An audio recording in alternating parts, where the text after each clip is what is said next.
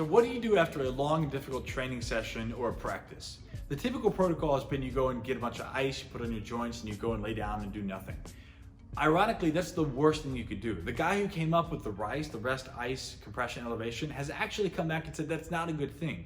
Because what happens is the ice slows down your normal body's recovery process. Inflammation is how your body gets blood flow to the joints, to the muscles, and to the tendons and ligaments.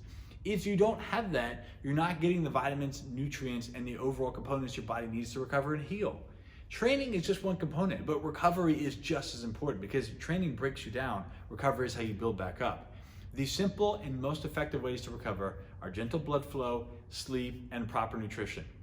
As much as you want to think about other things, stretching doesn't make you less sore, foam rolling isn't going to get rid of your muscle tightness, and doing some special protocol for your cupping and needling and your icing massage, that's not going to fix your soreness. That's not going to help you recover better. Now, if you're chronically walking around, you're stressed out, you're in the sympathetic state, then yes, having massage, taking a hot shower, getting in a sauna, taking a cold bath can be good to help relax and get you out of that.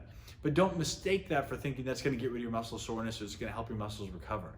The most valuable thing you can do is eat the right foods, enough of them, get enough sleep, and get blood flow to the area in between your sessions. That's gentle movement. But if there's nothing else you take away from this, stop icing after your training practices. It may make you feel less pain, but that's simply because it's interrupting the flow of communication with your joint. You're literally telling your body to shut up and stop dealing with the pain. If you have pain and inflammation in a joint, you either need to address that by changing your overall loading and protocol or get stronger and deal with the fact that your body is not appropriately ready to do what you're trying to ask it to do. But stop icing.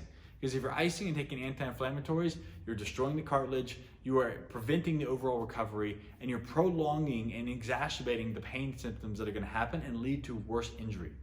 9 times out of 10, people who are obsessed with recovery methods are overtraining. They're putting too much of the same thing on their body without giving enough of a wide stimulus to prevent injury and pain, and they're not giving enough time and recovery in between, just leading them to injury. Don't think that ice is going to cover up the fact that you're chronically overtrained, you're underprepared, and you're chronically injured. That's only going to lead to a worse and worse outcome injury-wise.